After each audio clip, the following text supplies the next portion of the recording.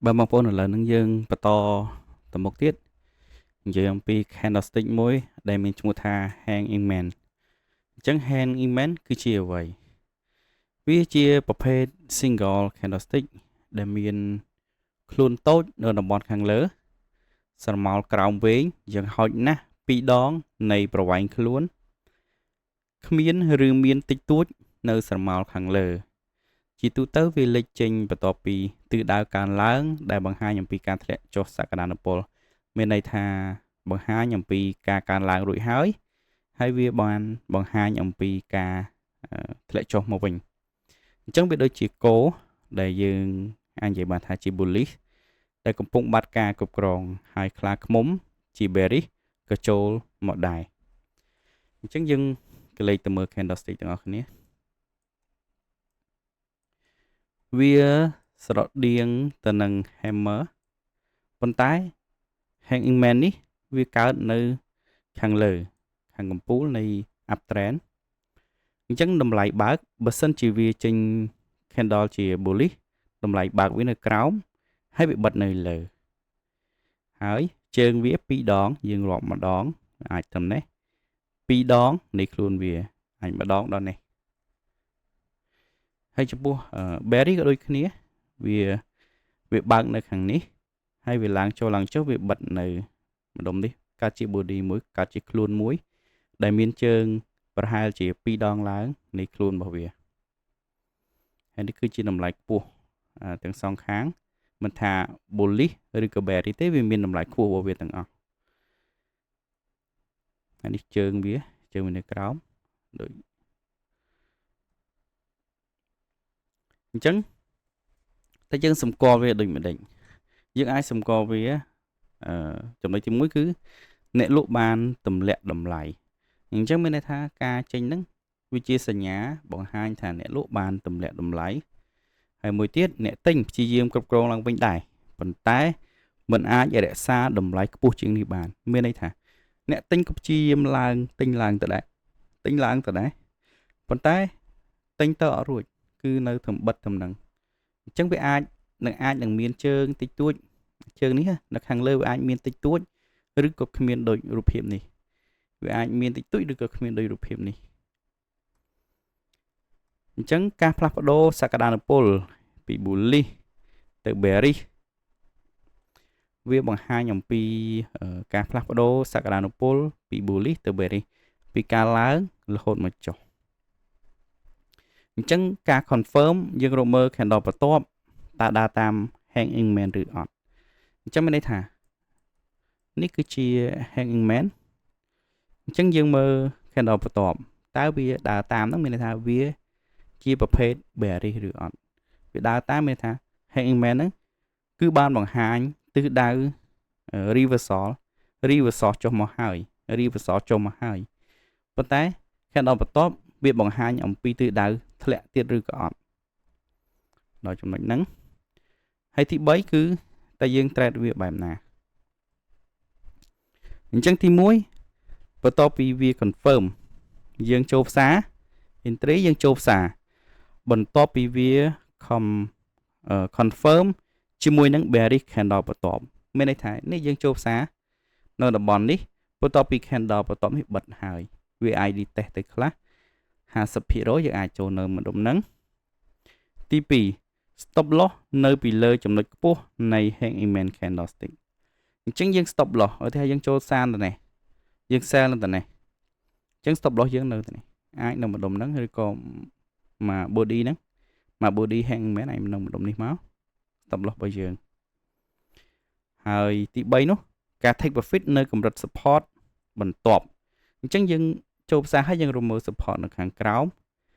ឬក៏ប្រើ risk reward ratio វីដេអូមុនខ្ញុំបាននិយាយអំពី risk reward ratio ហើយអញ្ចឹងយើងអាចផ្សំជាមួយនឹង indicator ផ្សេងៗទៀតដូចជា RSI MACD សម្រាប់ភាពត្រឹមត្រូវឲ្យកាន់តែប្រសើរជាងនេះហើយទី4កលឹះខ្លីៗសម្រាប់មើលវាបន្ថែម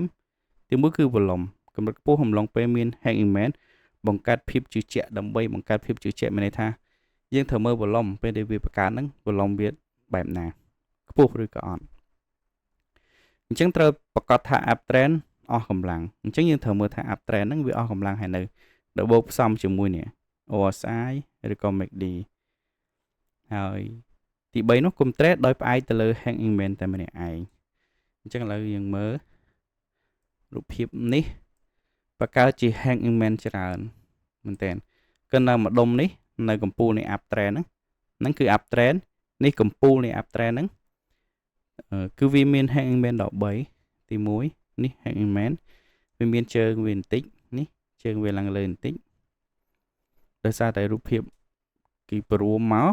កវារៀងតប៉ែត candlestick ណាបើយើងបរិចបន្តិចទៀតវាឃើញជ្រុងដូចរូបភាពមួយនេះចឹងរូបភាពមួយនេះហើយនេះគឺ hanging man ដែរ2 candlestick នេះមួយទៀត3ហើយនេះមួយទៀត4អញ្ចឹងឧទាហរណ៍កន្លែងចូលផ្សារបើសិនជាវាកើតឡើងនៅកន្លែងនេះកើតឡើងនៅកន្លែងនេះយើងចូលនៅនេះហើយ stop loss យើងនៅខាងលើបើអីទៅជីកវានៅលើដែរ stop loss យើងហើយបើសិនជាវាកើតឡើងនៅម្ដុំនេះអញ្ចឹងកន្លែងចូលផ្សារយើងអាចចូលម្ដុំហ្នឹង stop loss យើងអាចនៅលើដូចគ្នាហើយបើវាកើតឡើងនៅម្ដុំនេះទៀត3ម្ដុំនេះ hanging man អានេះ gap 1ហើយនេះកន្លែង break trend តំបន់ break trend តំបន់ break trend អញ្ចឹងបើសិនជាវាកើតឡើងនៅនេះយើងអាចចូលផ្សារនៅនេះយើងអាចមាន stop loss នៅនេះនៅលើហ្នឹងយើងដាក់ដល់លើពេកវាខ្ពស់ពេកហើយ TP យើងរក support រកតំបន់ support នេះតំបន់ support នេះកន្លែង zone TP យើងក្បែរ support ហ្នឹងមកហើយចំពោះ trend នេះគឺជា up trend វាឡើងចុះអញ្ចឹងនេះ reversal ដែលតំបន់អាចនឹង hanging man នឹងបង្កើតនៅតំបន់ហ្នឹងហើយបានវាព្រឹកមកជា down trend វិញអាចនឹង hanging man នៅម្ដុំនេះទៀតក៏មានដែរអញ្ចឹងយើងសាក់ចូលទៅរកមើលវាខ្ញុំប្រើទៅលើមាស time frame 15នាទី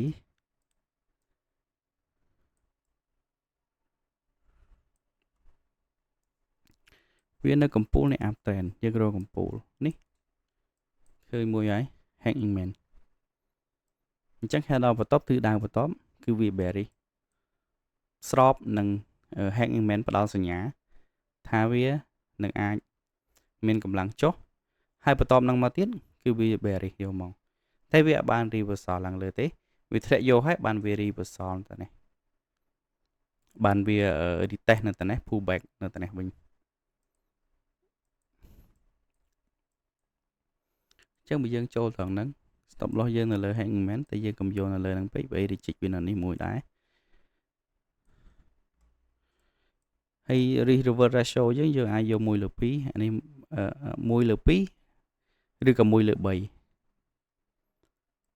1 លើ 2 ឬ1 លើ 3ទៅតាមហ្នឹងនេះ1 លើ 2អញ្ចឹងវាងាយនឹងមកដល់ជាងហើយណាមួយវាត្រូវនឹង0មួយដែរនេះចុងមួយចុងនេះមួយវាត្រូវនឹង0មួយដែរ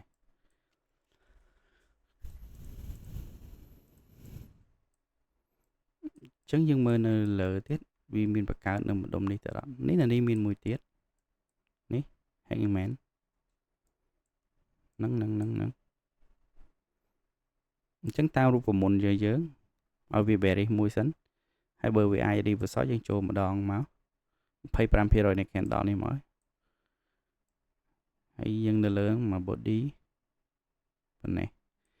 risk reward ratio 1 លើ 2 ឬក៏1 លើ 3មក1 លើ 2តានេះមកតែបានបកគោ TP បាត់ណាស់នៅតំបន់នេះបើយើងយក1 លើ 3 1 លើ 3នៅតំបន់មួយនេះមានតែចាញ់$10ឈ្នះ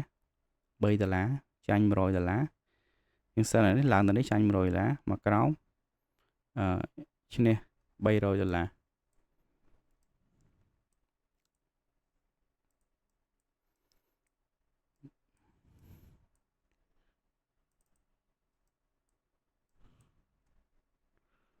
រមើលវានៅកំពូល up trend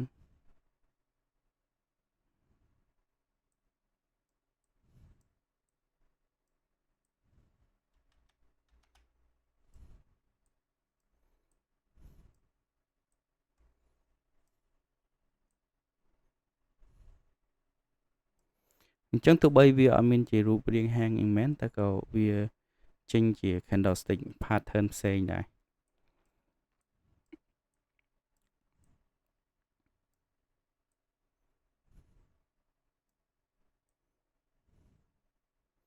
hàng in men bạc cá muối nó thằng này hàng in men còn tái thứ đào bờ tóm cứ vì chỉ bearish hay bàn việc mà cùng tên ấy vì toàn cho bạn phim thế bởi dương châu tần nắng thì ở toàn màn cục từ đá bởi vì khơi hẹn mấy dương châu tần nắng tốc độ dương là lời năng tịch tuốt vì ai đang đặt hay việc đó đặt chợ hay dương việc đặt tầm nắng là dương vô mùi lửa pí vì ai được luôn ở đây thế dương bàn thấy cái phía đó và làm tầm đòn tiền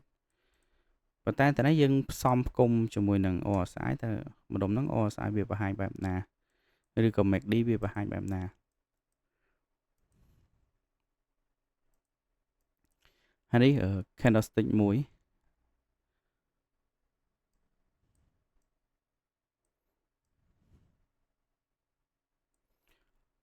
bóng bộ này đào rồi đây luôn anh bật thèm tiết bởi vì cả lang tràn này nhưng mưa đã đọc làm tí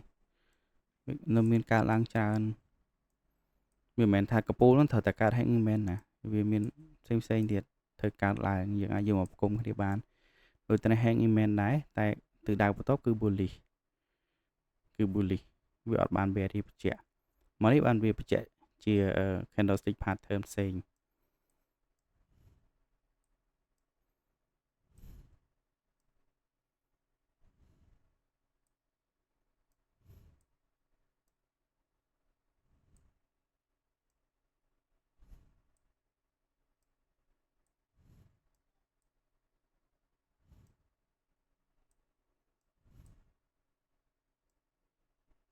vì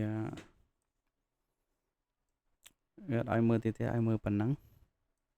rồi sai dương ở bàn tinh plan vì cả muốn dương mơ đo các bạn này tại lấy vì bậc không mà đòn tinh tại đừng giữ bậc không mà dương para plan vì mà đòn tinh cả muốn cho ai đã đi cái tờ bạn bảy anh nhé còn tái là nó dương đã bàn tập pì hay cả muốn dương anh ô đo các bạn này của vọt candlestick tại ở lớn dương họ bàn tập phần năng thì ban trăm phần năng ประมาณ candlestick ហ្នឹងចឹង platform មួយវាបង្កើតមករលុយចឹងគេត្រូវតែរកកលឹះដើម្បីយើងប្រើសេវាកម្មគេបើយើងថាចង់ប្រើក៏យើង subscribe plan គេទៅមួយខែខ្ញុំធ្លាប់ subscribe រដង$15ប៉ុន្តែខ្ញុំ subscribe ប្រហែលថ្ងៃមុននេះចូល$17ជាងវាឡើង$2ទៀតឡើង$2ហើយវាឡើងលក្ខខណ្ឌសម្រាប់ free ទៀត free វាឲ្យតែប៉ុណ្ណឹងក៏មុនអស់ដល់ណាក៏បានដែរអត់អីទេបងប្អូនអាចស្វែងរកខ្លួនឯងបន្ថែមនៅលើ pair ផ្សេងក៏បានដែរយើងរកនឹងឃើញយើងអាចរក pair ផ្សេងបន្ថែមទៀតមកដុល្លារជប៉ុនអឺរ៉ូដុល្លារផោនយើងអាចមើល pair ផ្សេងទៀតបានបើសិនជាយើងរកនឹងអត់បានឃើញយើងចង់សាកល្បងមើលក៏យើងមើល pair ផ្សេងទៅកាលពីមាន pair កកខ្ញុំគិតថាវីដេអូនេះគឺត្រឹមហ្នឹងហើយ